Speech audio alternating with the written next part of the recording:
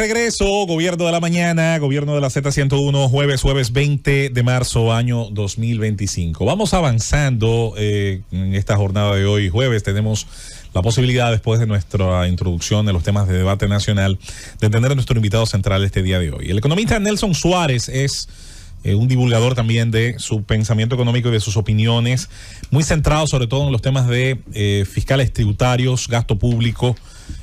Suele sobre todo hacer muchos análisis relacionados a este tema y a la conducta habitual, obviamente, del Estado y de sus administradores con respecto a estos temas que de ahí emanan y que son importantes, también de otros fenómenos como es la influencia de las remesas en la economía dominicana, que de hecho de eso algo vamos a preguntar, tal vez a considerar más adelante. Y como es natural, cuando hablamos de economía política, temas relacionados a presupuesto, a las acciones que se toman desde las políticas públicas, bueno, es natural que el acompañamiento de un profesional en la materia pues sea de gran ayuda, al menos para fijar puntos importantes en el debate, aportar datos, aportar aspectos que pueden a veces pasarse por alto en el día a día. Don Nelson, bienvenido a este Gobierno de la Mañana, Gobierno de la Z101. Vamos a acercar esta herramienta por acá y aprovechar su presencia para brindar al pueblo dominicano, ¿verdad?, el contacto con sus conocimientos y sus experiencias. Bienvenido. Bueno, señores, el placer extraordinario acoger esta invitación. Sé que es uno de los programas que tiene fuerte influencia en las opiniones en la sociedad dominicana. Gracias. Entonces, nada, para mí siempre es un honor y un privilegio poder compartir las ideas y las opiniones que tengo alrededor de los temas económicos y, como tú decías, fundamentalmente en los temas del área de finanzas públicas y política fiscal. Así que, bueno, no me ataquen mucho, no me disparen muy duro. Aquí no atacamos, aquí lo que hacemos es preguntas. Por ejemplo, yo puedo comenzar preguntándoles, acaba de pasar por el país una misión del Fondo Monetario Internacional. Correcto. Y ha dado un informe positivo sobre la economía de la República Dominicana, ha destacado la estabilidad económica del país, el manejo del Banco Central. ¿Usted qué opina sobre estos informes del Fondo Monetario? Bueno, miren, sobre los informes del Fondo Monetario Internacional, y normalmente de la mayoría de los organismos internacionales, yo siempre tengo unos enfoques que trato de equilibrar. O sea, los organismos internacionales como el Fondo Monetario Internacional tienen una responsabilidad fuerte en términos de lo que son las líneas de política económica de los países que son miembros de ellos. Entonces, a veces estos informes son muy protocolares, muy diplomáticos. Entonces hay que leerlo, como dicen siempre, entre líneas. Pero en términos generales, lo que ellos están diciendo en relación a la estabilidad macroeconómica y la estabilidad inclusive política y social del país es una cuestión que no es nuevo. Y yo creo que es una de las ventajas fundamentales que tiene la República Dominicana en el entorno internacional y en el entorno de Latinoamérica.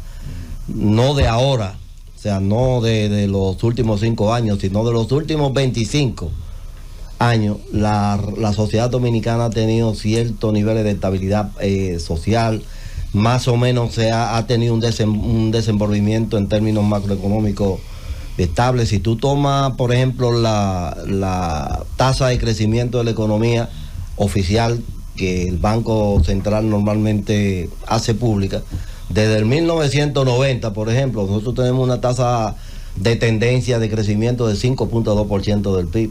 Si yo bajo eso al 2020, a 2025, eso es 4.7%. Pero también en esos informes hemos visto que, por ejemplo, el último reporte que tuvimos del Fondo Monetario Internacional fue el de septiembre del año pasado, en torno al tema del artículo 4, que es una obligación que tienen todos los países miembros, a través del cual el Fondo Monetario revisa su situación económica y emite una especie de dictamen que ellos lanzan. Entonces, esta reunión de ahora de marzo está en la línea de seguir, porque al final del año, en septiembre, van de nuevo a establecer unos lineamientos de política en términos del artículo 4, pero hay que recordar que en el informe de septiembre pasado, habían cosas que ahora están saliendo de manera muy rápida en este año. Y yo recuerdo que en ese último informe ellos hablaban de flexibilidad del tipo de cambio. O sea, eso bien dicho significa su tipo de cambio está sobrevaluado, vayan aflojándolo. En ese informe también el Fondo Monetario decía, le decía al Banco Central, reduzcan la intervención en el mercado cambiario. El Banco Central los últimos años ha tenido un cúmulo de reservas internacionales muy fuerte. Entonces, cada vez que hay una presión sobre el tipo de cambio, el Banco Central emite, o sea, saca de su reserva y le transmite a los bancos del sistema para bajar la tasa de cambio. Esa señal que se está dando hoy, hablaba también en ese informe de el tema de la recapitalización del Banco Central, que es otro tema tabú, que normalmente nadie lo quiere tratar en público porque es un tema pero que es un tema subyacente. Entonces, lo que ellos están diciendo en términos generales sobre la estabilidad social, política, económica del país, la estabilidad macroeconómica, son verdades que tienen 20 años produciéndose en el país, no desde ahora, sino que ahora, ¿qué pasa? Lo que estamos viendo, y sé que todo viene a propósito de que, por ejemplo, en el tema del desplazamiento de la tasa de cambio que ha habido en los primeros 3 meses del año, 63.16. Exactamente. La proyección que se hizo del presupuesto para este año es 63.11. O sea, esto era lo que esperábamos que tuviera al final de 2025. Entonces, eso está dando una señal. Vi un comunicado del Banco Central que decía que eso era un tema estacional. Parece ser que no es posible que dentro de las cosas que dice el Fondo Monetario que normalmente no se publican. Ustedes saben que creo que la República Dominicana es de los únicos países que sigue manteniendo un esquema con el Fondo Monetario Internacional de que los informes que ellos hacen son previamente acordados, y entonces siempre, si buscamos a cualquiera de los dominicanos que han estado en el Fondo Monetario, ven entonces los informes reales que ellos hacen para fines de su manejo, donde todas las cosas que son medio dudosas, polémicas, polémicas más la bien. Palabra exacta. Entonces el gobierno dice, no, resérvame eso. Entonces eso hay que ver esos informes con esa Nelson, la administración de Luis Abinader es la que ha recibido más recursos, creo que 99.000 millones de dólares, menos inversión en gasto de capital, menos inversión en infraestructura. Vi un informe al que tú hacías referencia sobre la mayoría de gastos del gobierno ha sido gasto corriente y transferencias sociales. Sin embargo, los criterios de transferencia también han sido muy abiertos en esta administración. ¿Qué tú piensas, qué tú crees de la evaluación del manejo económico de esta administración? Porque ahí están los números. No es lo que habla el gobierno, pero los números están ahí. ¿Qué tú piensas sobre la imposibilidad de hacer inversión pública? Muchísimos ministerios se quedan con el dinero porque no han podido ejecutar. Bueno, tenemos que tener en cuenta un poco. Yo trato siempre yo soy medio aristotélico en esto. O sea, yo trato siempre de colocarme en el justo medio. Hay siempre dos extremos. Yo no me gusta colocarme, ya después que uno va entrando en edad, va dejando el radicalismo y se va metiendo en la realidad. Entonces, yo siempre digo, y es una expresión que he conversado con alguna otra gente de otros medios, y yo siempre he dicho, ahora cuando me preguntan sobre la situación, digo, bueno, no estamos ni tan bien como dice el gobierno, pero ni tan mal como dice la oposición. Somos una sociedad que está en un proceso, ha venido agotando un proceso los últimos 30 años de ajuste. Entonces, en términos de la gestión fiscal, o sea, este gobierno obviamente le tocó asumir la dirección del país en una situación de crisis. Eso hay que reconocerlo primero. La crisis de COVID-19 impactó de manera fuerte, todo el mundo a nivel global. Entonces, el gobierno tuvo que incurrir en un endeudamiento que siempre yo digo se cometió un exceso, porque posiblemente las expectativas que teníamos de crisis con el COVID-19 la sobredimensionamos. Entonces, cuando debimos haber tomado 350 mil millones de pesos prestados, cogimos 599 mil. De hecho, cuando uno ve exactamente, yo hice un ejercicio en ese sentido, el gobierno en su periodo de gobierno ha tenido ingresos por 98 mil, 99 mil millones de. Ahora, ¿qué pasa? De eso, 20 y tantos mil fueron endeudamiento público. Y de hecho, el gobierno tiene un saldo de endeudamiento neto en su periodo de cerca de 17 mil millones de dólares en los 4 años y tantos meses que tiene. Entonces, eso es una situación deficitaria. ¿Qué pasa? En el COVID, como lo hicieron todos los gobiernos del mundo, se aplicó una política fiscal expansiva. De hecho, una política fiscal expansiva y una política monetaria también. Padre de la inflación posterior. Exactamente. El mismo Fondo Monetario Internacional que normalmente restringe el tema de la expansión fiscal y monetaria. Entonces, en el mundo fueron alrededor de 9 billones de dólares que se pusieron. Estados Unidos solo tiró una cantidad extraordinaria en términos de expansión de política fiscal, y eso era lo que había que hacer en ese momento. Ahora, ¿qué pasa? Eso mandaba que 1 o 2 años después tú recogieras hacia atrás. Lo que ha pasado en el caso de la República Dominicana es que no se produjo ese ajuste, y seguimos como si estuviéramos en crisis COVID-19. Eso ha provocado que tengamos un endeudamiento. O sea, nosotros tenemos 20 años de déficit, 25 años de déficit fiscal acumulado, que explican el 80% del endeudamiento que tenemos del sector público no financiero, 57, 58 mil millones de dólares que tenemos en deuda. Entonces, seguimos esa tendencia del COVID y seguimos inclusive en una política. Ustedes deben saber que en términos de lo que son los programas sociales, estamos gastando cerca de 48 a 52 mil millones de pesos todos los años en los programas sociales, que hay muchos de ellos que tienen razón de ser para darle asistencia a las personas, sobre todo en los grupos más vulnerables, pero que se ha convertido en un esquema dentro del marco del clientelismo político que ha sido tradicional en este país. ¿Qué soy? Un cariñito para la mamá, para el papá, para el tío, para el que sé yo quién, para todo el mundo. Entonces, parece ser que eso ya no es sostenible. El déficit, ¿a dónde nos ha llevado?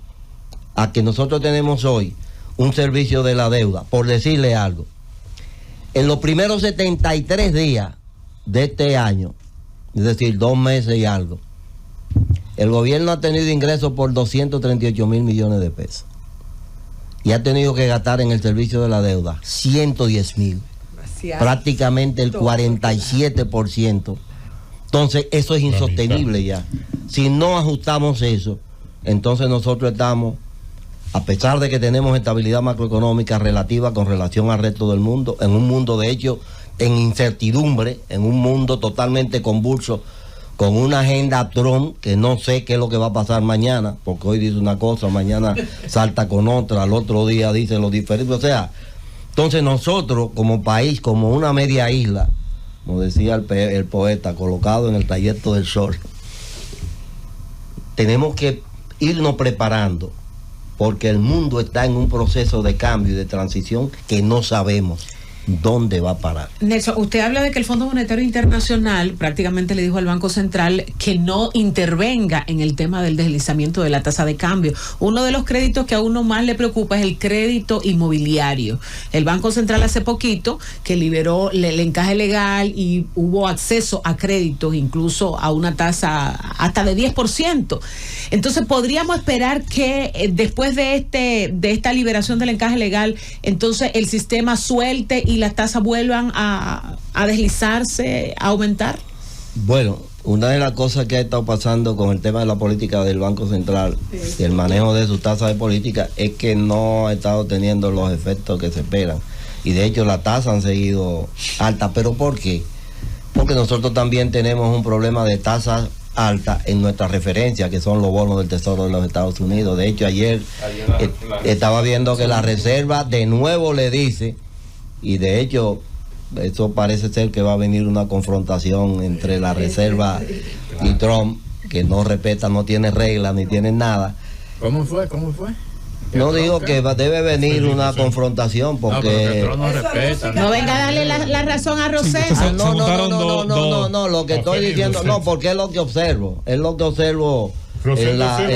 Sí, exacto, o sea, es lo que estamos diciendo. Que no hay como una norma, o sea, realmente yo me sorprendo. Entonces, lo que estoy diciendo es que tenemos una presión, nosotros somos una economía muy abierta, desde hace ya 25, 30 años, entonces lo que pasa adentro no está desvinculado de lo que pasa en el resto del mundo. Entonces, lo que debíamos esperar es que, por ejemplo, el Banco Central tuvo en primer momento una política de flexibilización. Luego recogió, de llegar a tasa de referencia de la tasa de política a un nivel, volvió y empezó a restringir, porque entonces tuvimos un proceso inflacionario entre 2021, 2022 y parte de 2023, que el Banco Central logró luego aguantar de nuevo y llevar a la política a su meta de inflación de más o menos 4%. Pero esos elementos son, a veces yo cuando veo la tasa de interés, y sobre todo la tasa de interés en el caso hipotecario, que debían ser tasas muy bajas como son en la mayoría del sitio, pero no se da ahí, sino que se da, por ejemplo, en la venta de vehículos.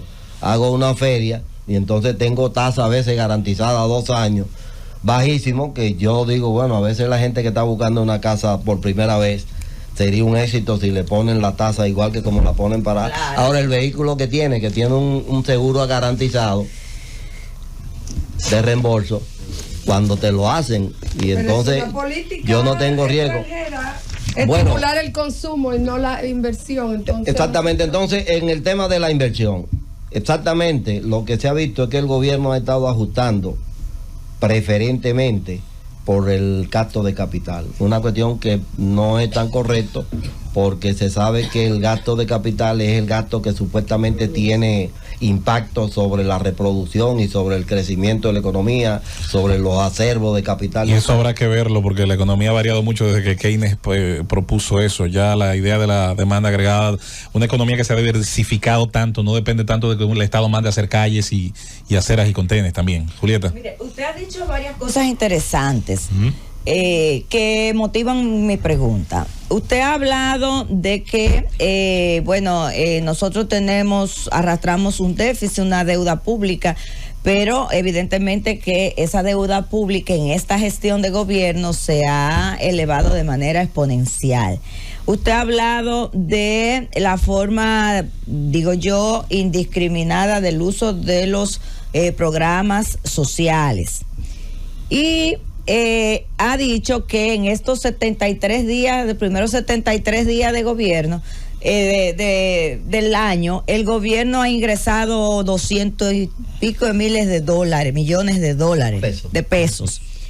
Entonces, yo le preguntaría a usted, ¿el gobierno ha hecho un uso de los recursos públicos eficiente o ineficiente? O sea, ¿ha sido el gobierno un gobierno eficiente en el uso de los recursos públicos o ha sido un gobierno ineficiente?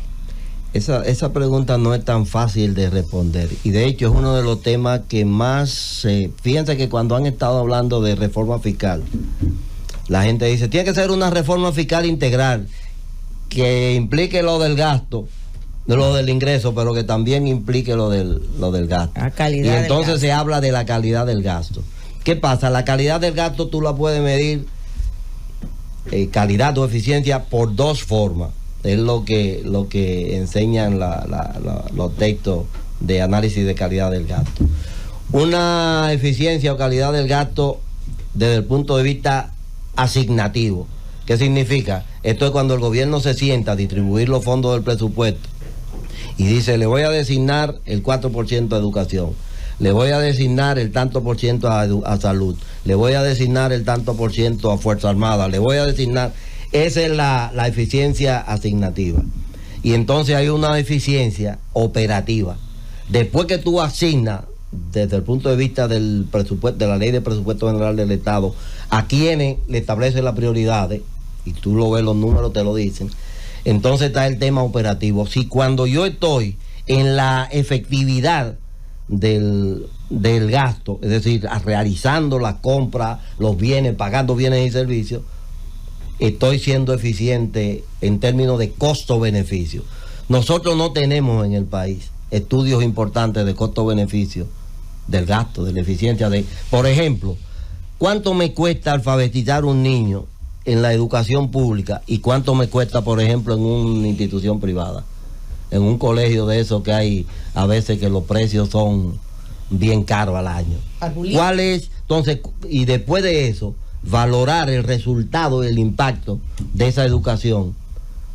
Gasté, digamos, 40,000 pesos, que es un dato que yo en un momento conocí, de gasto por niño en la educación básica. Y gasté los mismos 40,000 en el sector privado. Al final, cuando hago una prueba PISA, ¿cuál es el resultado en términos de aprendizaje? Entonces, eso es lo que me permite medir. Entonces, yo creo que el gobierno en términos estrictos se ha manejado con racionalidad. Ha cometido en algunas cosas muchos excesos.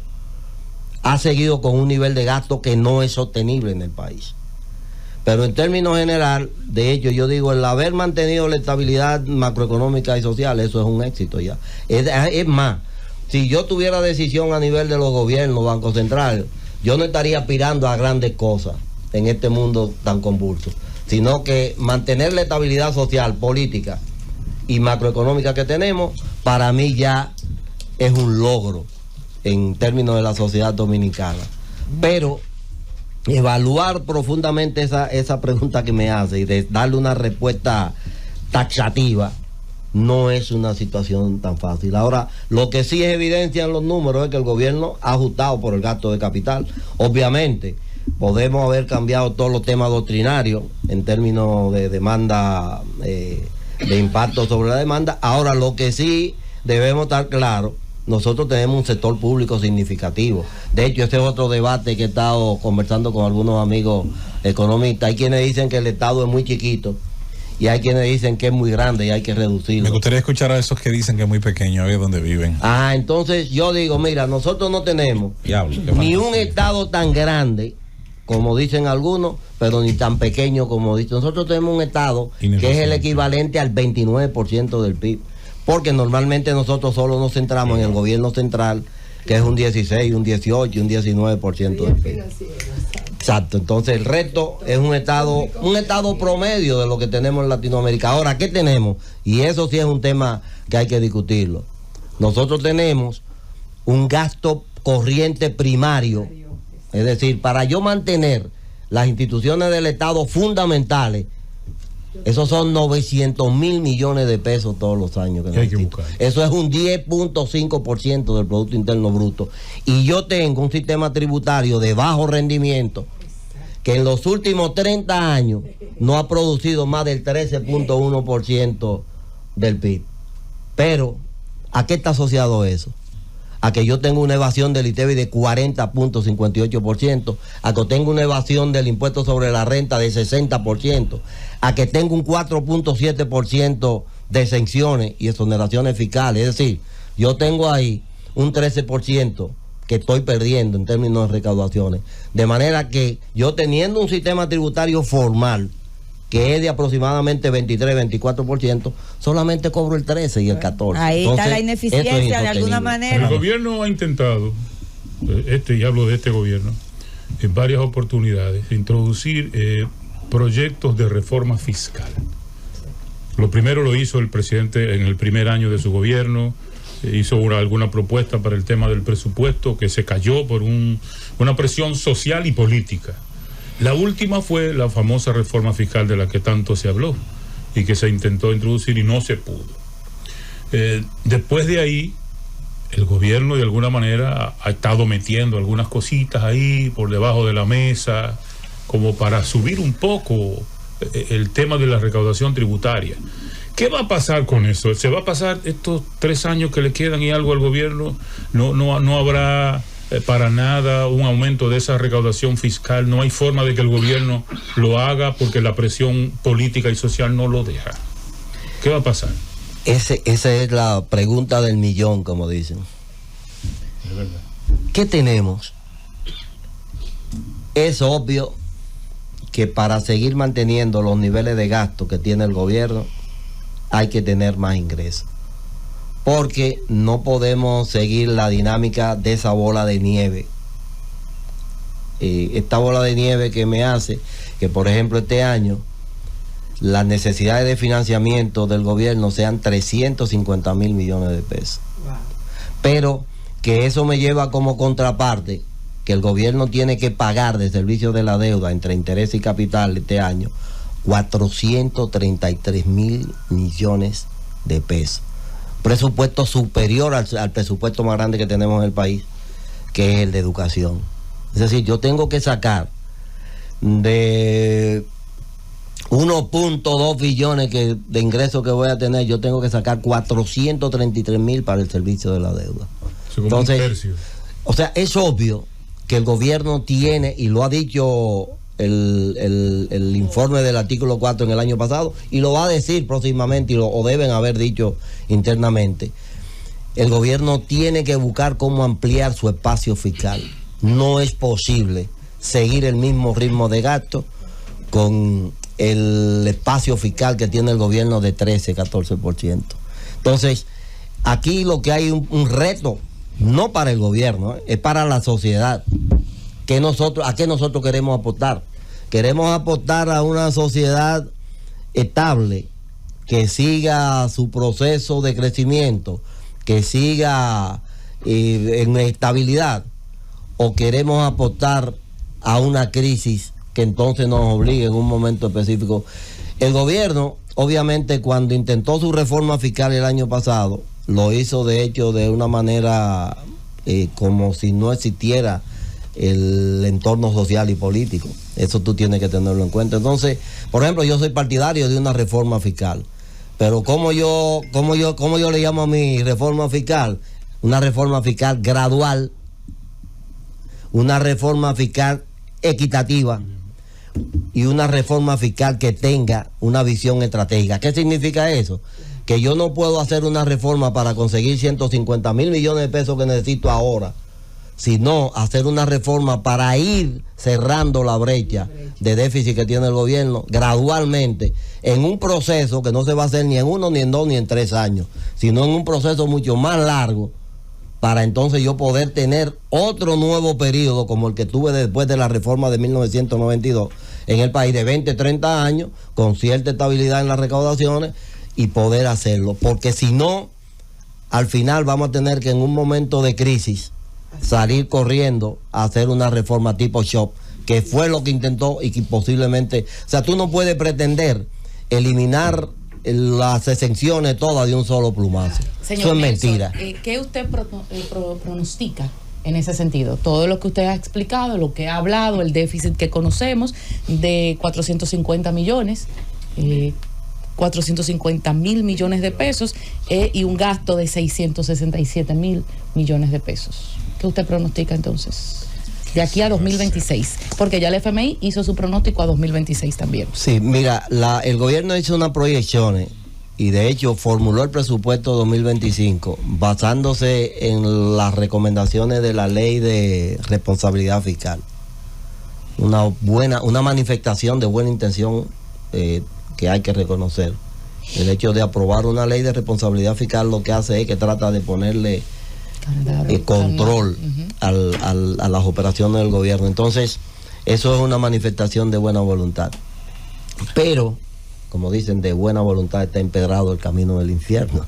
Entonces, yo pienso que lo que tenemos planteado de cara es no solo el gobierno, porque el problema no es solo del gobierno, es la sociedad, es la política, la política de los políticos de oposición, el sector económico del país, los sectores sociales y sindicales, obviamente van a tener que sentarse, porque el objetivo, lo ideal fuera que esto se haga de manera, si no, de alguna manera el gobierno va a tener que tomar acciones, porque nosotros tenemos una ventaja, y es que en los mercados internacionales hay un flujo de capital, porque nosotros ofrecemos tasas de interés a los bonos y a los préstamos internacionales de 8 o 9%, cuando el término de referencia, que es el bono de los Estados Unidos, está 4.5. Entonces yo me arriesgo, corro el riesgo soberano por esa rentabilidad, porque eso es lógico en finanzas.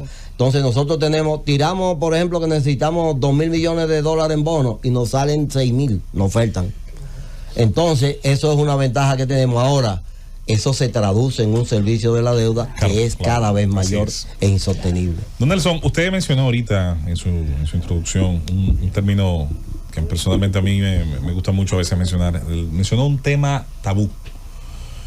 Y hay un tema tabú en la economía dominicana, y es referirse al gasto público, pero como algo que hay también que vigilar, cuidar, reducir, congelar y en algunos casos posiblemente reducir en algún momento. Y así rápidamente usted mencionaba que no somos un estado muy distinto a los de América Latina, lo cual no es necesariamente un piropo, porque América Latina está llena de estados con graves problemas de elefantiasis, de crecimiento extraordinario, porque el estado es la botija política, es la piñata del premio político al que hizo campaña. Y mientras eso sea así, vamos a tener un problema grave. Ahora, en comparación con América Latina, nosotros tenemos la quinta mayor proporción de empleados públicos como porcentaje del total del ELA, de ocupados, del ejército laboral activo. Eso no es necesariamente algo bueno, sobre todo para un país de las características nuestras. Y luego, el gasto público de la República Dominicana en 34 años, del 90 al 2024, según la CRES, aumentó 26 veces. Es un aumento mucho más rápido que el de los ingresos. En pocas palabras, el Estado dominicano no se le pone coto en cuanto al número de gente que tiene en nómina. Cada cierto tiempo alguien sugiere, inventa, propone crear nuevas instancias y se crean. Y los organismos descentralizados que están agregados a esa nómina es cada vez más grande. Y en la cultura política, yo recuerdo el debate de los 3 candidatos presidenciales en 2024. Todo el tiempo dijeron: el Estado va a hacer, haremos desde el Estado hará.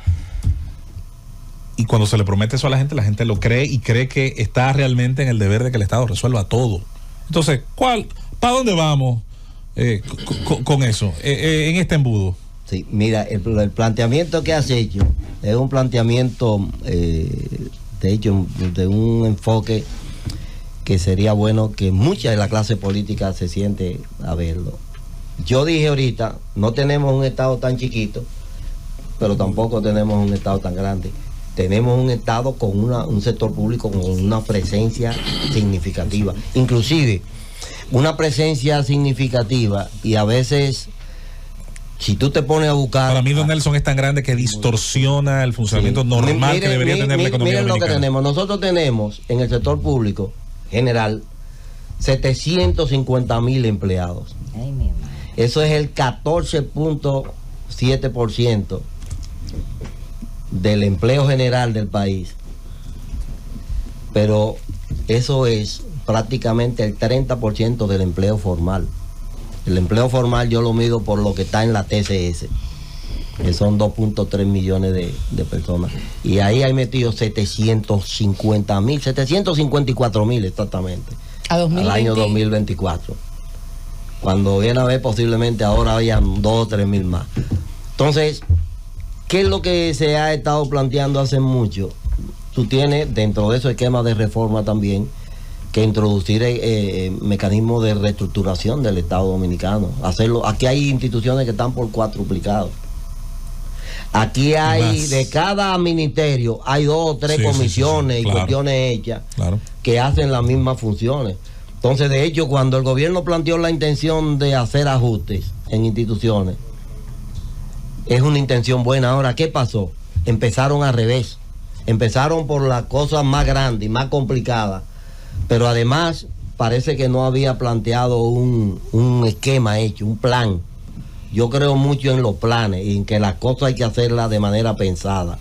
Parece ser que no había, porque todavía estamos empezando con lo de educación superior y, o sea, aumentó la nómina. Ahora Reformar, aumentó la nómina. Ahora hay que hacerlo. O sea, tú tienes aquí que reestructurarlo, tú tienes que hacer un Estado más eficiente, tú tienes que hacer aquí una administración pública adecuada a los tiempos que tenemos. Eso es muy complicado en un esquema de clientelismo político como el que impera en el país. Muy difícil. Pero tiene que hacerlo si queremos seguir en esos esquemas. Entonces, ¿qué es lo que está pasando ahora? ¿Qué pasa? Yo hice un ejercicio también.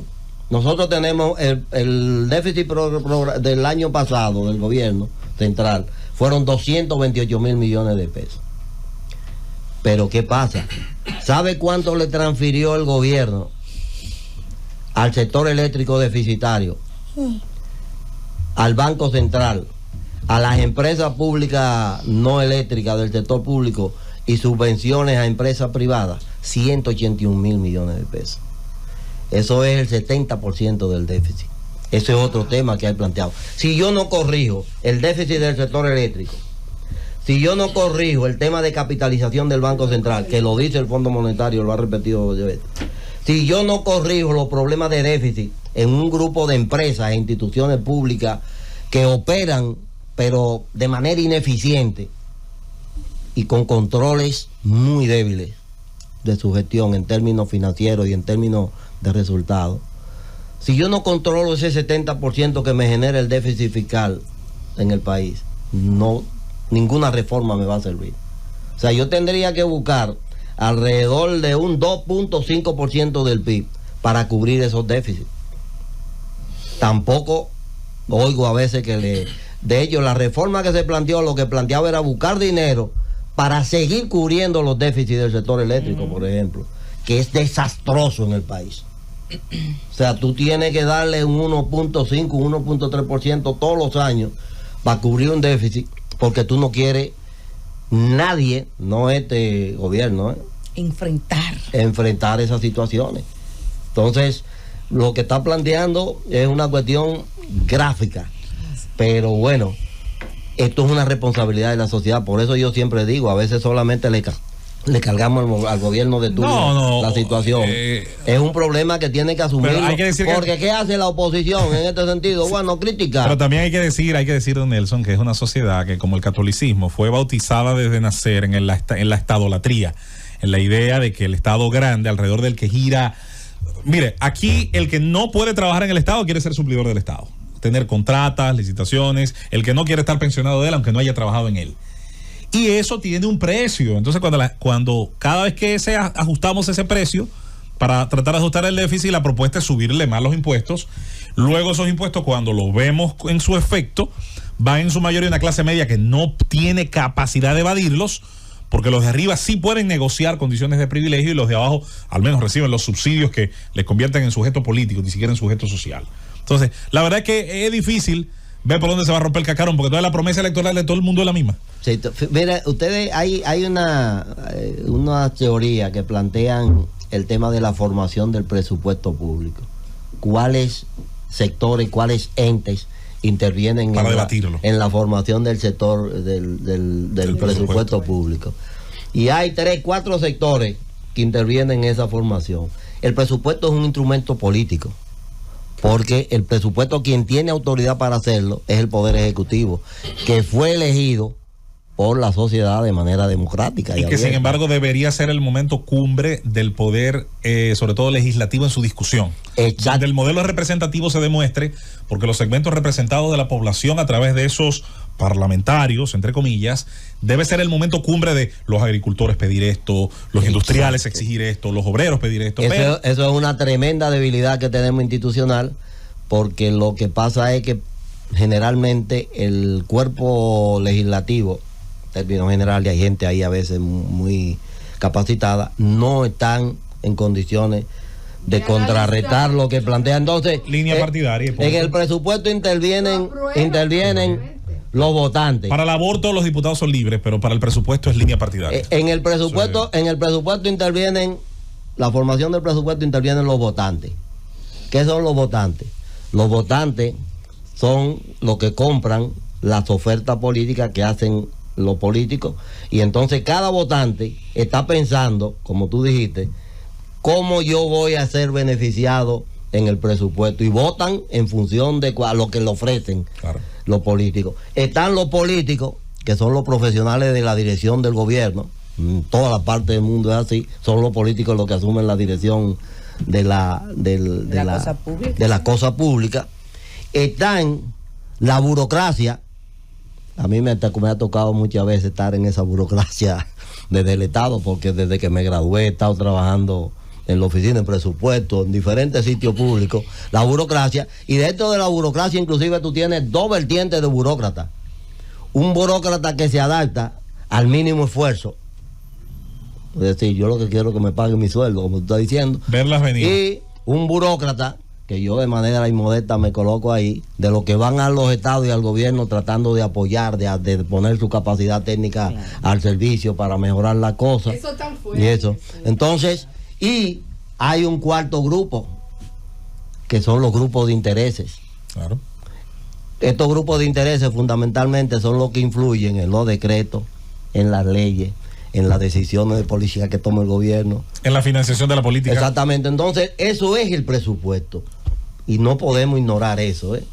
Ahora, dentro de ese esquema, siempre aspiramos a que el presupuesto sea el instrumento racional y fundamental que tiene el gobierno dentro de la política pública, política fiscal, para lograrlo, para cumplir con la misión que la Constitución le establece al Estado, en términos de educación, en términos de seguridad, en términos y es así como yo lo percibo. El tema es que en términos general no se percibe así. Todo el mundo está buscando. Yo he estado en puestos de gobierno y cuando salgo a veces peor que como entré. Yo tuve una experiencia, de hecho Susana, y yo cuando me metí en el gobierno, tú que facturaba 5 o 6 millones de pesos al año, y al final tuve que circunscribirme a lo que me pagaban ahí, porque yo no podía hacer más nada. De hecho, me llamaban para picoteo de consultoría de otras instituciones públicas, que es lo que he hecho toda mi vida. Y me decían, no, Contraloría dice que usted no puede cobrar.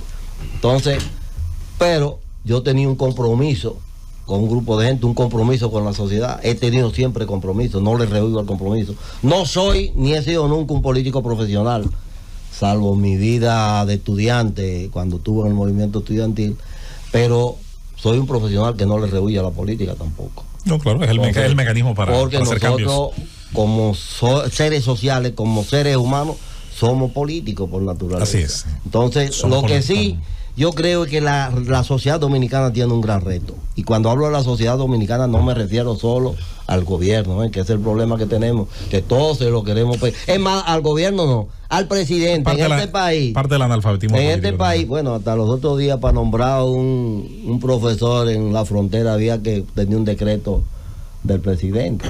Ya eso afortunadamente se ha superado, pero realmente tenemos que asumir responsabilidades si queremos mantener los niveles de estabilidad que tenemos. No te puedo dejar ir sin que tú me digas la expectativa de crecimiento de la economía. Muchos de tus colegas han advertido que no se puede esperar el crecimiento, ni la meta de crecimiento, ni las expectativas de crecimiento que se habían estado dando. Dice Jaime, que parte de este panel también, que para él es cero la probabilidad de que se crezca a un 4.5, un 5%. Sí, todo parece indicar, cuando tú coges los números de tendencia, que hay una parte descendente del ciclo económico. Los economistas teóricos, sabios, de eso usan mucho el tema del ciclo económico. Ayer el presidente de la Reserva Federal redujo a 1.7%. Sí, entonces el ciclo económico parece indicar que hay una fase no de estancamiento ni de crisis, de depresión, pero sí de reducción del ritmo de crecimiento. Y por eso yo decía ahorita, mantener la estabilidad social política y la estabilidad macroeconómica sin que se me deslice la tasa de cambio mucho, sin que se me deslice la tasa de inflación mucho, eso es un éxito. Aspirar a mucho más de ahí, entonces puede ser irreal y te puede causar problemas. Yo creo que a veces aquí nosotros somos muy buenos dándole importancia. De hecho, oía un comentario ahorita cuando venía en el carro. Somos muy buenos dándole importancia a cosas que no tienen sentido. Nosotros gastamos mucho tiempo en el país metido en las cosas bien. Sí. Ahora que dio una pelota y la metió en una pendejada absurda de niño. Entonces yo creo que debemos ponerle más atención a las cosas significativas e importantes. Aunque ahí le diré en defensa del que mete la pelota, que las sociedades que más importancia le dan también a sus temas políticos no dejan de tener ocio, deporte y demás. Eso no, yo no creo que ese no es el problema, sino que están enfocados y tienen prioridades. Al contrario, pero ambas cosas existen. Necesitamos más ocio y más. Ahora sí. Don Nelson, como dice Susana, no podía dejarle ir sin hacer esa acotación. Yo tampoco puedo, así como dice con el maestro Siriaco y con otros más, los economistas también tienen que dejar de ser instrumentalizados por los políticos como malabaristas de sus acciones irracionales. Los políticos en América Latina han convertido a los economistas, no es su caso, no es el caso del profesor Siriaco ni es el caso de otros, pero a una buena parte de ellos han convertido a la escuela económica en sus explicadores, en sus justificadores de malabarismos. Y los economistas son profesionales de una disciplina que, caramba, se debe adherir a unos hechos que son objetivos, que son los números, y a unas teorías que son subjetivas, que son el comportamiento de los seres humanos. Y en la medida en que eso ocurra, bueno, podemos ayudar a cambiar a la sociedad, pero mucha gente descree muchas veces de los economistas. En Estados Unidos hay un chiste que dice que los economistas son muy buenos para hacer predicciones que no se dan y luego explicaciones de por qué no se dieron. Y hay que ir tratando de llegar a otro punto de la divulgación, de explicarle a la gente que cuando un hogar gasta más de lo que ingresa, se va a endeudar. Y lo mismo con el Estado, y lo mismo con una empresa, y lo mismo con cualquier ente económico individual o colectivo. Y tenemos que buscar un discurso de racionalidad, porque así la gente aprenderá a votar también por discursos racionales. Porque si yo digo mañana que le voy a dar un Mercedes-Benz a todo el mundo, puede que a la gente le guste, pero luego ¿cómo lo voy a cumplir? Y ahí yo creo que ha hecho falta un poquito más de trabajo de la academia. Mira, tú estás planteando, a mí me ha tocado de alguna forma convivir con muchos de los economistas emblemáticos del país. Y de hecho, hubo un economista recientemente que hizo público unos volúmenes con varios de sus artículos, y yo vi el discurso de personas inclusive con las que he tenido algún tipo de contacto, y él decía en su discurso, se enrostraba que uno de sus principales defectos es que él se había metido a político y que había sesgado parte de sus análisis por eso, y eso es un riesgo alto que tenemos en el país. De hecho, yo me sorprendo de ver a veces algunos amigos y relacionados en algunos momentos muy cercanos que se han metido y yo no creo que está mal que lo hagan, a la cuestión de la política partidaria, y entonces exactamente gastan su tiempo en justificar lo que diga el líder, lo que diga el presidente, lo que diga el que sigue. Peores, Nelson, que ni siquiera abiertamente se meten a la política, pero sacan provecho. Se instrumentalizan. Sí, y sacan provecho. La gente no quiere oír el análisis racional. Sí. Por ejemplo, ese es aburrido. Es muy es aburrido. Yo soy muy cuidadoso de manejar cosas que yo no tenga los datos. Por ejemplo, el área que yo más vivo, que es mi hobby, como yo le llamo, es estudiar el presupuesto público. Y yo lo digo lo hablo con datos, con números. Cuando tengo que reconocer las cosas buenas que está haciendo cualquiera, yo he trabajado en todos los gobiernos. Empecé trabajando en el gobierno de Balaguer cuando salí de la universidad. Y he trabajado en todos los gobiernos, inclusive afortunadamente en muchos casos he tenido contacto a lo más alto nivel. Sí. Pero yo, como diría don Tony Isa, cuando voy a un puesto público no vendo no deja como la mancha indeleble, la cabeza afuera. La cabeza afuera. ¿Por qué? Porque yo tengo autonomía. De hecho, yo he estado en instancias de consultoría a nivel de la presidencia. Y lo primero que le pregunté a una persona cuando me contactó para estar ahí, le digo, ¿ustedes quieren que yo esté ahí para que diga lo que ustedes quieren oír o lo que yo pienso. Excelente. No, al contrario. Excelente. Te estoy trayendo aquí porque tú eres muy crítico y queremos oír lo que tú dices. Pero no Porque- siempre escuchan, Nelson, no siempre. Ajá, Pero hay que cumplir con decirlo, por lo menos. Ese es un, ese Por es lo un menos hay que problema. cumplir con decirlo. Eso. Aunque moleste. Los gobiernos todos siempre tienen dos corrientes. Dice Nelson, Una corriente buena que está por hacer las cosas bien Exactamente. La de luz y una, y la de gas. una Sí. corriente que va al negocio al Y a Contabilidad. gobierno a veces hacer están en negocio. despacho al lado. Sí. Contabilidad Nelson, dominicana. Dice Lamentablemente Nelson. los gobiernos terminan oyéndole a lo que Nelson. van a hacer negocio. No sé por Nelson, qué. dice el presidente de la República, Luis Abinader, que en su gobierno no se han aumentado impuestos como hicieron gobiernos anteriores. Eso es verdad. No basta con eso. No, porque Perdón. todos los gobiernos buscan mecanismos para No basta con aumentar. De hecho, Está bien, yo aquí lo hay sé. un espacio fuerte en términos de ese aumento de ingresos Sí. por tema administrativo, pero nadie le quiere topar. Claro. Está bien, yo lo sé, pero la pregunta Porque no es tú esa. para tú cobrar, ¿quién evade? Nosotros, a mí me llegó un aviso ahora hace 2 o 3 días. Pero se han creado. De que yo no he hecho mi declaración jurada de Sí. de marzo. Estamos igual. Ahora, ¿qué pasa? Yo soy un insignificante que vive de... Pero no me Yo voy a respondiste. pero donde están el dinero que se Ahí no pierde. le la evasión. notifican nada. Pero No, me le respondiste la notifican, pero pregunta. tienen mecanismos de cómo evadir, de cómo negociar arriba. Tú estás Y evadiendo. entonces le dicen al doctor... Dígale que no, para que se esté tranquilo. No, está al evadiendo. 30, al 30 tengo... Yo tengo un No, no, tú me estás evadiendo. No, dígale que no. No creo los Tú impuestos. no me claro. respondiste. Dime, ¿qué fue la pregunta? Oye, Dígale que no, para que se yo esté te tranquilo. pregunto. El presidente dijo que en su gobierno no se han creado impuestos como se hizo en gobiernos anteriores. ¿Eso es verdad? Bueno, el gobierno anterior hizo la reforma 253-12 de reestructuración fiscal, Sí, eso yo lo sé. que aspiraba a conseguir 50.000 millones y consiguió 16 el primer año. Un éxito total. O sea, ¿por qué? Porque Pero se han creado ahora o no. Vámonos, yo no vámonos. conozco. Usted le dice a Fernando después. Formalmente no se han hecho. Claro, porque Ahí por está. ley no se- Es por ley, no se ha hecho y el Congreso es que lo crea. Señores, nos vamos. Tengo un pronóstico yo. Pronostíquelo antes de irnos, Rosendo. Después de esta entrevista, Ajá. lo visualizo en el piso 12 del Banco Central. Excelente. Muy bien, don Nelson. Nos vamos y seguimos. Gobierno a la mañana. Llévatelo, Fran.